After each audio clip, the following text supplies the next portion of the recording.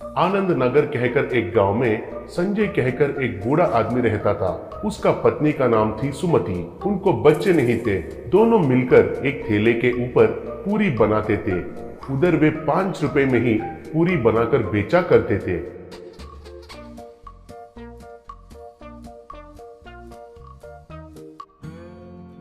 उधर ठेले के पास एक डब्बा रहता था। आने वाले उस डब्बा में 5 रुपए डालकर पूरी पूछते थे।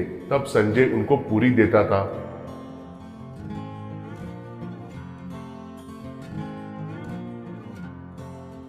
पूरी का दाम केवल 5 रुपए ही रहने के वजह से गरीब लोग ज्यादा आकर वे उनका भूख मिटाते थे। संजय को सुमति को पैसों के ऊपर आस नहीं था।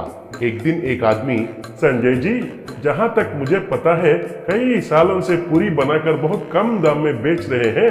ऐसा है तो आपको इस व्यापार में फायदा कैसा मिलेगा? चीजों का दाम तो बढ़ता ही जा रहा है। आप दाम बढ़ाना है कहकर नहीं सोचते हैं क्या? पूछा। तब संजय, बाबूजी, ये व्यापार कहकर मैं नहीं मान रहा हूँ, सेवा कहकर मान रहा हूँ। हमें तो बच्चे नहीं है, उनको संपत्ति इकट्ठा करके देना है कहकर आस भी नहीं है। हमारे खर्चे के लिए पैसे मिलेंगे तो वही काफी है। जितना गरीब लोगों का भूख मिटाते हैं उतना संतुष्टि हम पाते हैं, कहा। उसी गांव में बब्बर कहकर एक चिल्लर चोर रहता था।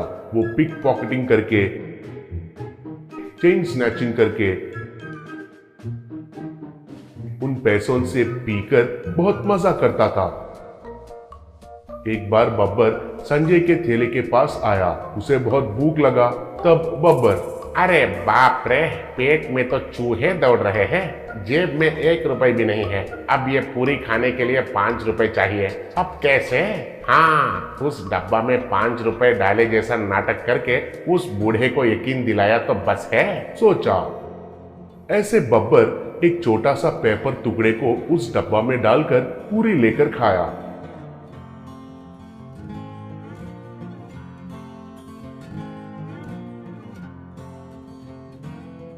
ऐसा वो हर रोज उधर आकर पेपर के टुकड़े को डब्बा में डालकर पूरी खाने लगा।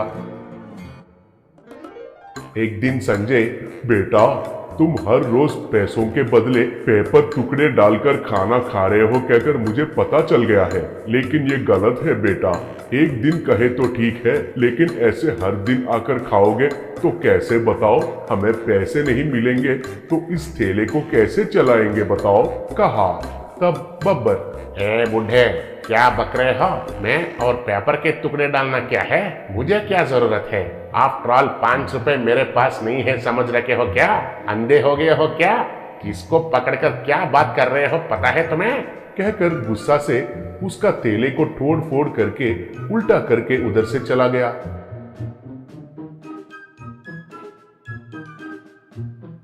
उसके वजह से संजय और सुमति बहुत दुखी हुए। एक दिन बब्बर भाग रहा था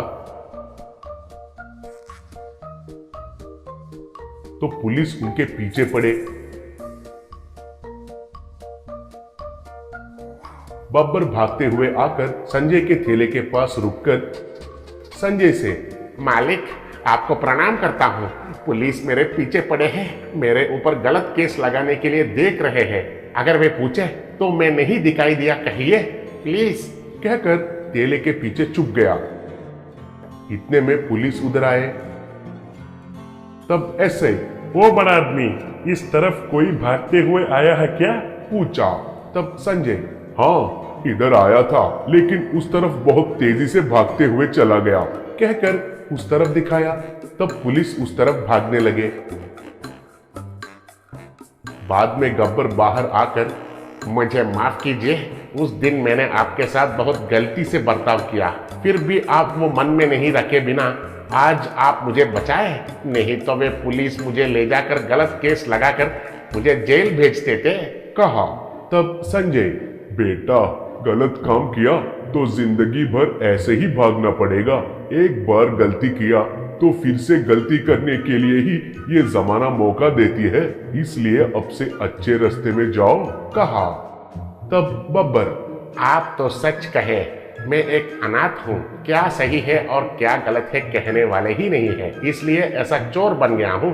अगर आपको कोई आपत्ति नहीं है तो मैं आपके पास ही काम करता हूँ, एक नया जिंदगी शुरू करता हूँ, कहा। ठीक है बेटा, हमें वैसे भी बच्चे नहीं हैं, अब से तुमको ही भगवान ने दिया बेटा समझेंगे। बोली। उस दिन से लेकर बब्बर उनके ठेले पर काम करते हुए उनके साथ खुशी से जीने लगा।